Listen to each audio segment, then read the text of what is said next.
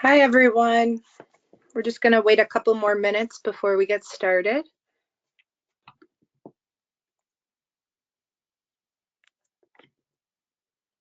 Hope everyone's enjoying the longest day of the year, first day of summer.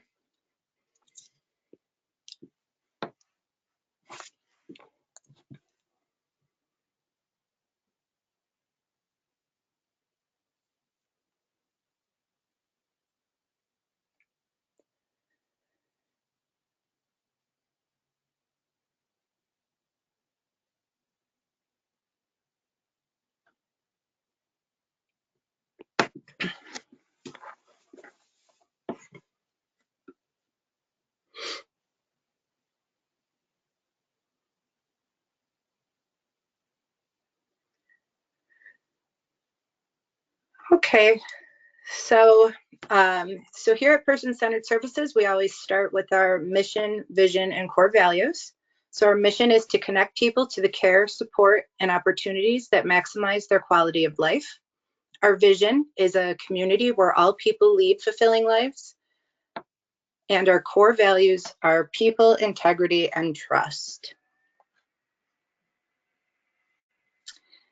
So the first thing is our introductions. So the speakers today are going to be Amy Peters, our Chief Strategic Officer, and Shauna Parkinson, our Regional Director of Care Coordination, and myself, Maria Kirkpatrick, Provider Relations Manager.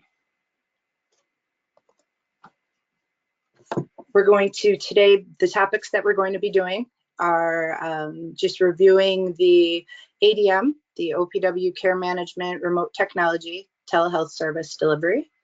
We're going to have time for questions, some general housekeeping. You can write a question in the Q&A box, and we'll be trying to get to those as best we can.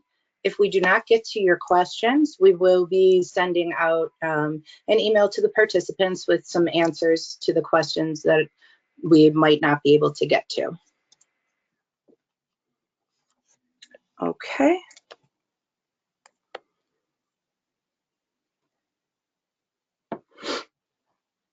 And I'm going to pass this along to Shauna. Thanks, Maria. Good evening, everybody. Thanks for joining us tonight. So we're here to talk about our care management services, our care coordination services via remote technology, otherwise known as telehealth.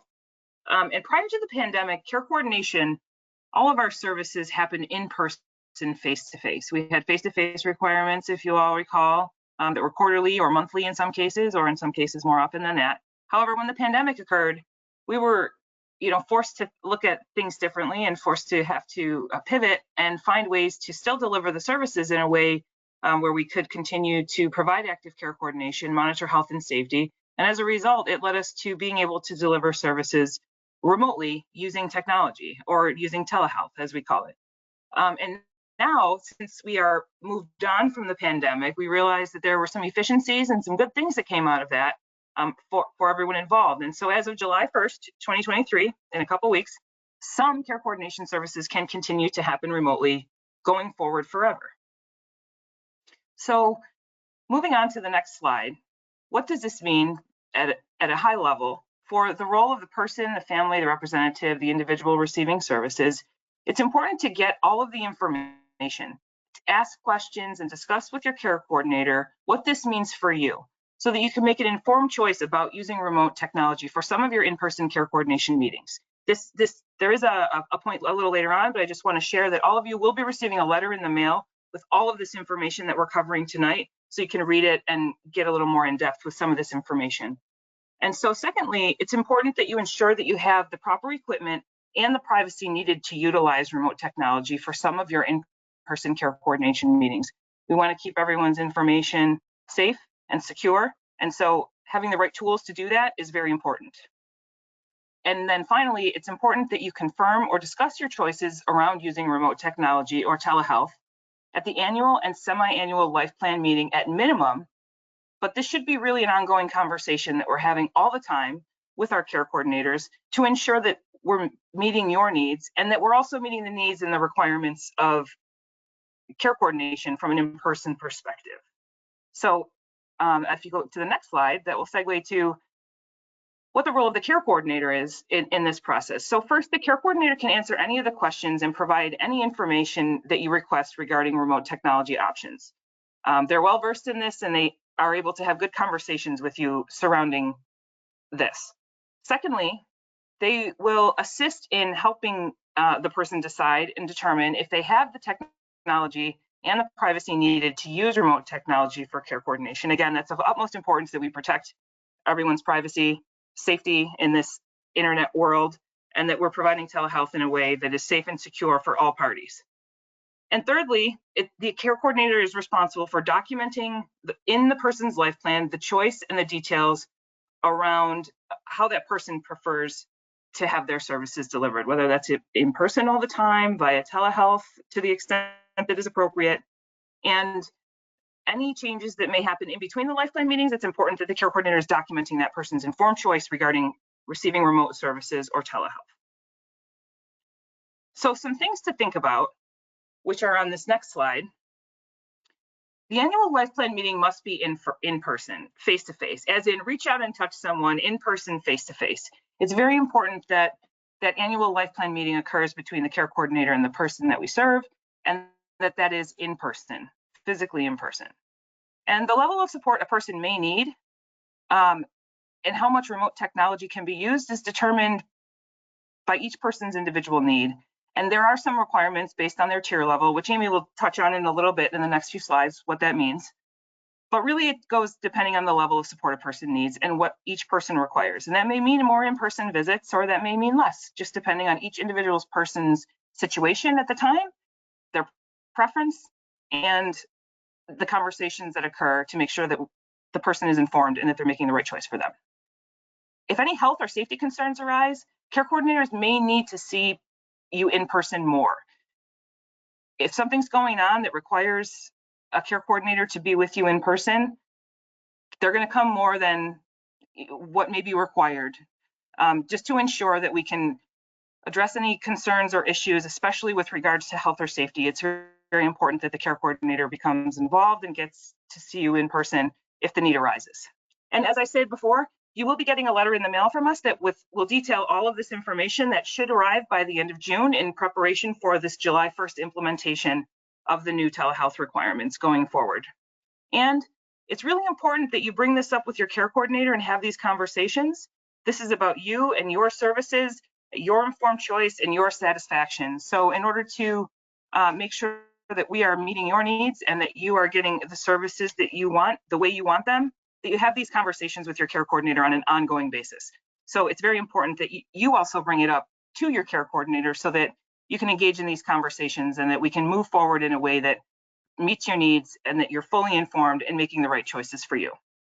So I'm going to toss it over to Amy for where she's going to briefly review some of the ADMs and then answer some of the questions that you submitted beforehand. So I'm not going to go line by line about this. I just wanted to show you, this is a direct cut and paste out of the ADM that we referenced on the first slide, the topic slide, because it shows the detail that's involved when you're trying to make a decision and figure out if this is the right thing for you or your family or your loved one. So as you can see, it does refer to tiers 1 through 3. So some of you might not know what that is, some of you will, but really that's about your level of need, your classification, using some of the assessments that OPWDD does. And typically it kind of lays out the intensity of care coordination that you might be participating in. And so it would make sense that the remote technology options would vary and will be different depending on which tier you or your loved one is classified as. And so those are those minimum requirements. And then the next slide, keep going, I'm sorry, are the other tiers. So you have tier 4 non-Willowbrook folks, and then tier 4 people that have been covered under the Willowbrook injunction.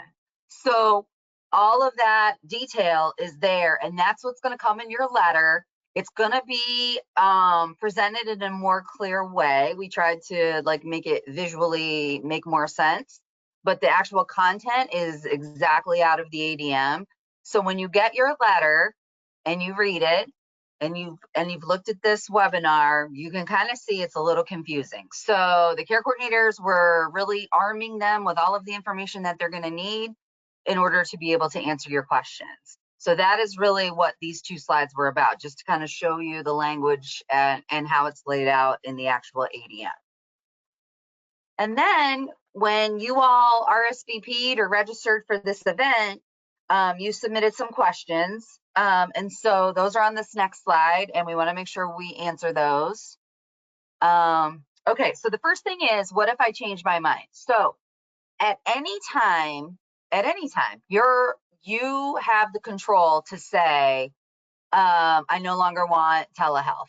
I no longer want to do this remotely. I want all of my meetings, contacts, engagement with care coordination to go back to how it was prior to the pandemic, and we'll do in-person, face-to-face.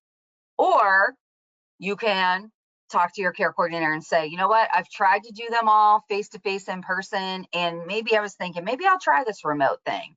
And I have all of the equipment, I have the privacy, so can we try it? And at that point, the care coordinators must make every effort, not make every effort, they must change your choice, your decision, your indication in the life plan so that everybody on the IDT team knows what's up, that it was your choice, you thought about it, and you had all the information you needed to make that decision. So that's what will happen if you change your mind.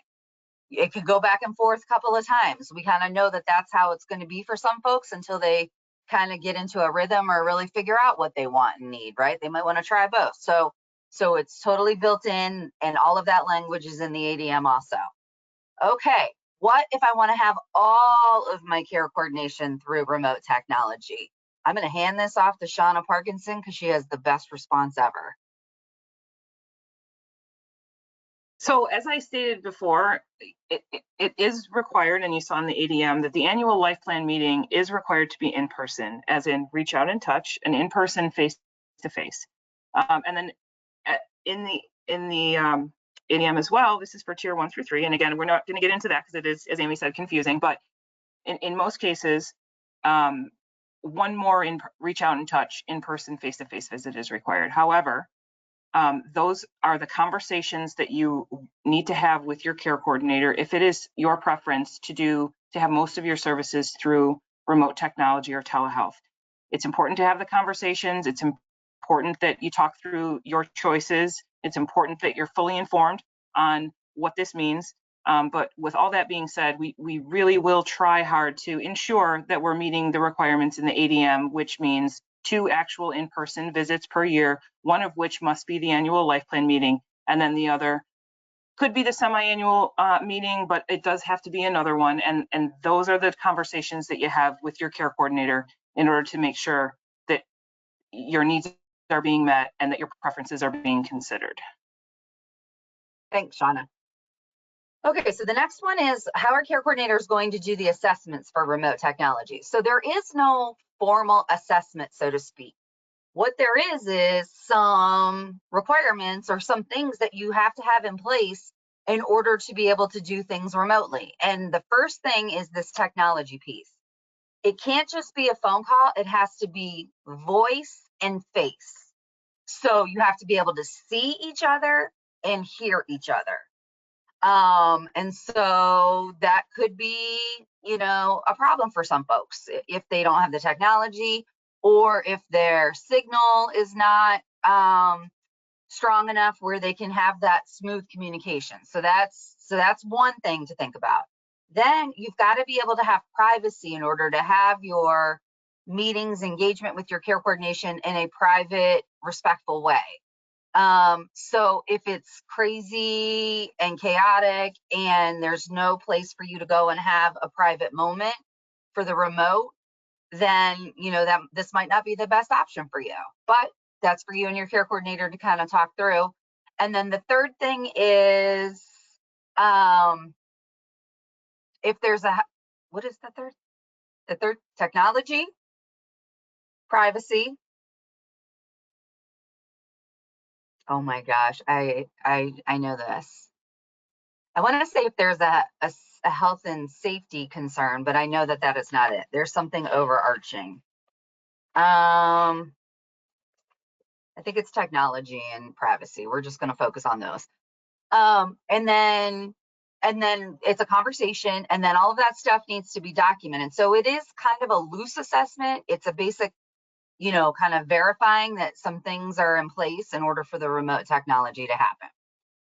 Our provider is going to be able to attend life plan meetings remotely. So this is not about this specifically, but OPWDD has been very, very clear that providers need to make every effort to attend an annual life plan in person.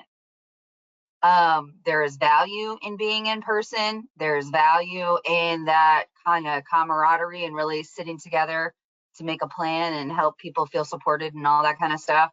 So that is what they have been told over and over again. So that is the expectation. Who can help me better understand this? This is about just this whole remote technology options in general. And we are always going to say, go to your care coordinator, go to your care coordinator. Now, the key is that this has to be, doesn't have to be, but it really needs to come from you. It's your choice, right? It's your choice. It's your info. You got to have all the information. You make the choice. This cannot be somebody saying to you, hey, let's do this meeting remotely because I don't want to drive an hour to your house. So it's not about that. It needs to be about you and what's best for you.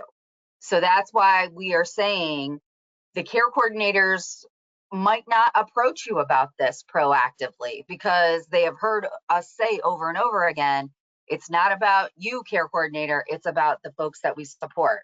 And so we, the leadership of person-centered services, are going to make sure that the folks that we support have this information so they know what to ask you and what to talk to you about, okay? And then what if my care coordinator doesn't remind me about this? You absolutely can say, hey, I heard somewhere that I could be seen remotely. Like, what's that about? And that's really all it would take for us to like spur this. We will have this webinar available for you to look at any time. The ADM is available through OPWDD's website, and you will have your letter and the chart behind it with the options for you to have and to hold, and you can use that as a point of reference to spark the conversation with care coordinators. So those were the majority of the questions we got from registration. So now we can open it up to other questions. I don't see any questions that came through yet. I don't know if you ladies see anything otherwise, but okay.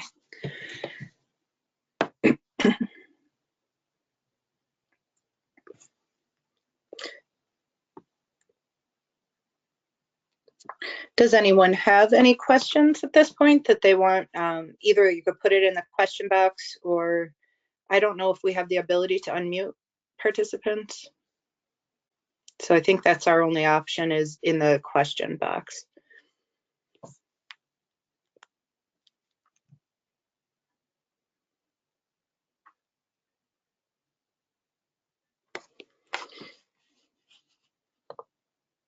Okay, well, we don't have to keep people hanging on. It was a short message, but it was an important message.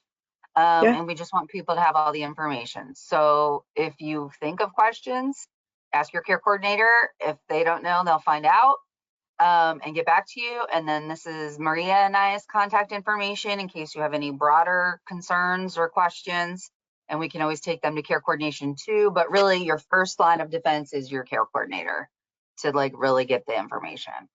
So we appreciate your time this evening, and thank you for taking a few minutes out of your nice Sunday or summer evening. We appreciate it. Thank you so much, everyone.